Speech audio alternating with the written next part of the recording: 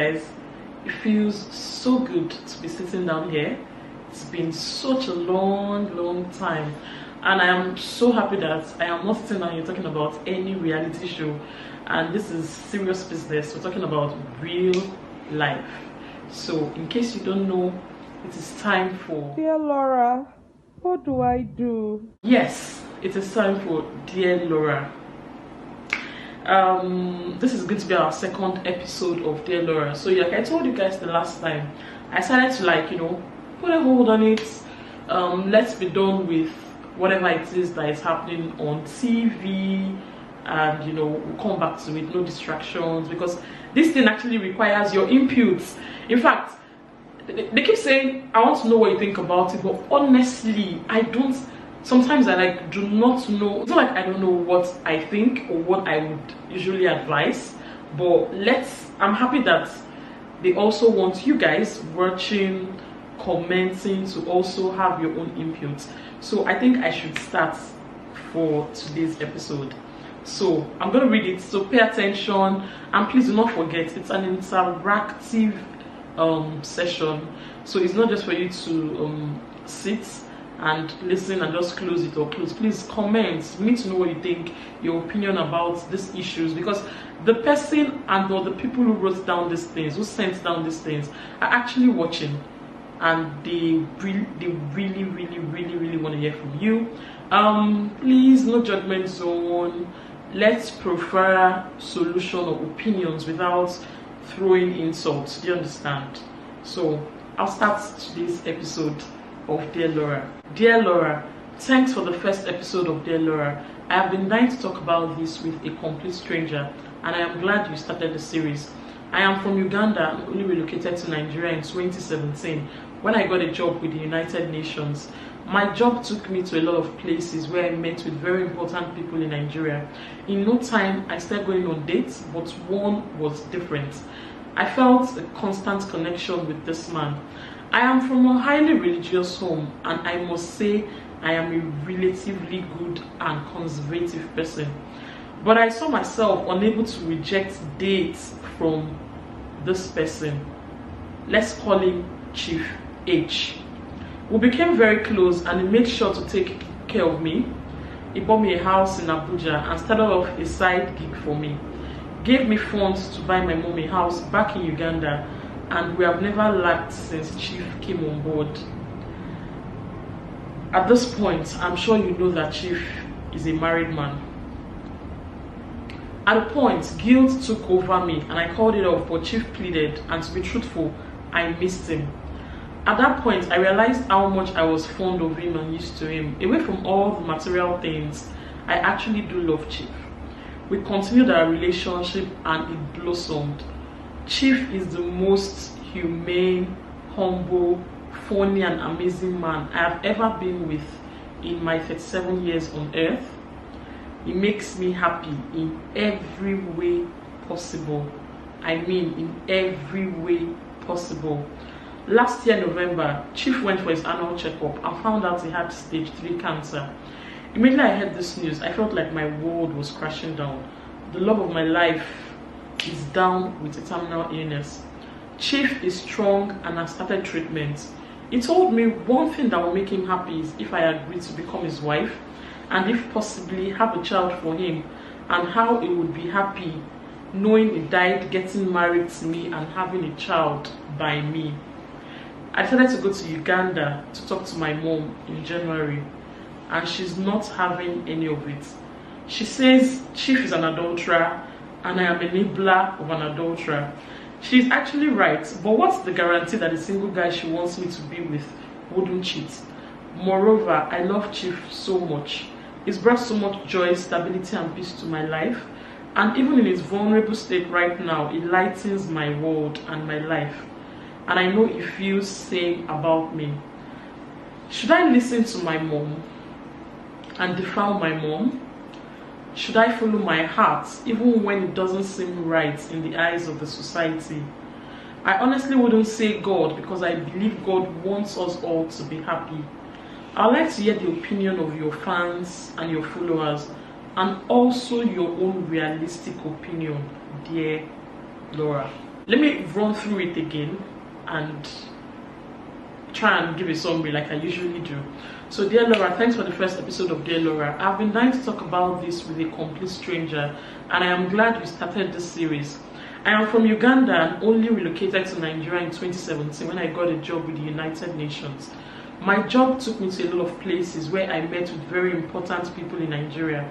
In no time, I started going on dates, but one was different. I felt a constant connection with this man. I am from a highly religious home, and I must say a relatively good and conservative person. But I saw myself unable to reject dates from this man. Let's call him Chief H.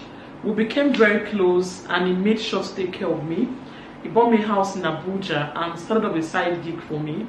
He gave me funds to buy my mom a house, back in Uganda, and we have never lacked since Chief came on board. At a point, guilt took over me and I called it off, but Chief pleaded. And to be truthful, I missed him. At that point, I realized how much I was fond of him. Away from all the material things, I actually do love Chief. We continued our relationship and it blossomed. Chief is the most humane, humble, funny and amazing man I have ever been with in my 37 years on earth. He makes me happy in every way. I mean, in every way. Last year, November, Chief went for his annual checkup and found that he had stage 3 cancer. Immediately I heard this news, I felt like my world was crashing down. The love of my life is down with a terminal illness. Chief is strong and has started treatment. He told me one thing that would make him happy is if I agreed to become his wife and if possibly have a child by him, and how he would be happy knowing he died getting married to me and having a child by me. I decided to go to Uganda in January to talk to my mom, and she's not having any of it. She says Chief is an adulterer and I'm an enabler of an adulterer. She's right, but what's the guarantee that the single guy she wants me to be with wouldn't cheat? Moreover, I love Chief so much. He's brought so much joy, stability and peace to my life. And even in his vulnerable state right now, it lightens my life. And I know he feels the same about me. Should I listen to my mom and defile my mom? Should I follow my heart even when it doesn't seem right in the eyes of the society? I wouldn't say God because I believe God wants us to be happy. I'd like to hear the opinion of your fans and followers and also your own realistic opinion, dear Laura. Okay, so the summary of this story is I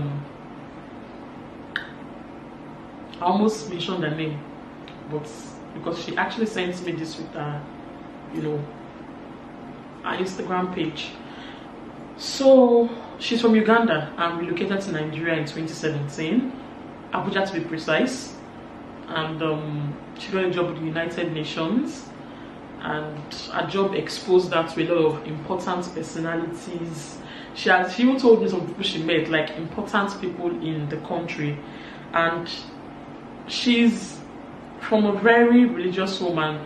According to her, she's a good and conservative person. So, but she felt this constant and instant connection to one particular man called Chief H. And she said when we talked after she sent this, she said normally Chief H isn't someone she would actually go on dates with, because first of all he's married. She's never ever according to her been with a married man before because of her background and everything, but she just felt this instant connection with Chief H. And she's from a highly religious home. They started going on dates, buy her stuff, they became really close. Chief bought her a house, opened a side hustle for her, like a side business. So she has this business she's into, and gave her money. She was able to buy a house for her mom back in Uganda. And after a while, guilt took over her and she called off the relationship. But Chief never went away. He kept begging, he continued to beg, and she realized that she actually did like him. And even all the while he was away, she wasn't exactly happy. So of course they came back together, and according to her, this is in 2017, so this is 2020. So they've been together for 3 years, and according to her, that Chief has, in a word, Chief is the most humane, humble, funny, and amazing man she's ever been with in her 37 years on earth. So she probably met Chief when she was 34, I guess, and it makes her happy in every way. Blam. So last year November, Chief went for his usual annual checkup and found out that he had stage 3 terminal cancer, and yeah, and the life has never been the same. So this is me giving you guys what we talked about. So life has never been the same for her. She's been enveloped with fear. She's lost weight. She cannot imagine a life without Chief, and and Chief has started treatment. I don't know if treatment is still going on well. Last I said, well, it's strong according to her. But Chief actually came to her and told her he would love them to get married and possibly have a child. So Chief wants to marry her and probably have a child by her. Even if he's going to die, he knows that, and I asked her, so do you want to really be with Chief? Do you really want to have a child for Chief? What if he dies? What happens to your child? She said she knows her child is never going to suffer. That she knows that Chief is going to, keep everything ready for her child. But that's apart from the material things. She went back to Uganda in January to discuss this with her mom. Eventually opened up to her mom and like, okay, this man is married and this is it, blah, blah, blah. And the mom is, like she said, the mom is not having it. So it's not the way she said that my mom is. She said the mom is not having it. The mom cursed. The mom said she was going to kill herself. This one, that one. She needs to find a single guy. That one. I think her mom is a pastor or a religious person in Uganda and everything. That the shame the girl is going to bring to her family. She's going to drag her name into the mud and everything. That, but she's saying that what are the odds? She's 37 right now. She doesn't know when she's going to get married. What are the odds that after she gets engaged or gets married, or she doesn't know how long she's going to get married, so this single guy is not going to cheat and the marriage is going to crash? Why not just have a baby for Chief and get married to him? That she's not trying to take over his home, let him have, his wife is going to be there, she hopes it gets better. Anyway, you guys already heard the story. So she wants your opinion and she wants my opinion. Now my opinion is, honestly, I don't know. I honestly do not know where to come from. I don't know, honestly. I don't know what to say. And to be truthful, even personally on our Instagram page, I have not been able to give her an answer. I told her that this coronavirus is scattering my brain and I honestly cannot think. So let me think about it properly and give it to her. Now, I try as much as possible not to overjudge people. For me, I just tell people that whatever it is you want to do, that's your business. If you know you can face the consequences of your actions, all well and good, you're free to do that. And I know that when it comes to emotions, you need to be careful what you say. Like the rest of you that are going to be dropping your comments, they don't know you, but it is me, so I don't even know what to say. But I know you're watching. I know you know that I'm posting this, like I told you already. I would just say do whatever it is that makes you happy. I don't know what it is that makes you happy. If you think within your mind that you having a baby by Chief, like I asked her and I said, what if he dies? Can you take care of that child? Are you willing to take care of that child emotionally, financially, physically, without the father? Because I'm a single mom and I can categorically tell you that it's not easy. Forget money now. Money is there. Money is not easy, but emotionally it's not easy. But I know that she has money. Chief has set her up. She has a business. She works for United Nations. She's not collecting small money. She's collecting expatriates money, and she has Chief money by the side. And I feel like Chief is going to set her up if she has a child. So I know that she's settled for life. So I don't know if it makes her happy, makes you happy. All well and good. Feel free to do it. You've been with him for 3 years, so what else is left? So if it makes you happy, good. Well, I think at the end of the day, the decision is with you. We would advise you. I know that my people that are watching would come and write their own opinion. I think I should wait to read from you guys first. Then during the next episode of Dear Laura, I would, think I need to clear my head of this COVID-19 thing and come and give you guys what I think about this. But my own first advice is whatever it is you want to do, if you can face the ripple effects, if you can face the consequences, that's it. I don't know how to tell a 37-year-old woman not to have a child, or don't. I don't even know what to say. So guys, please help her, help me too, because I don't even know what to say, and she said she wants my realistic opinion. So please drop your comments. It's an interactive session. Please, I beg you, drop your comments. Do not just watch and read, and please press the subscribe button, and please, social distancing, please. You guys know what's happening.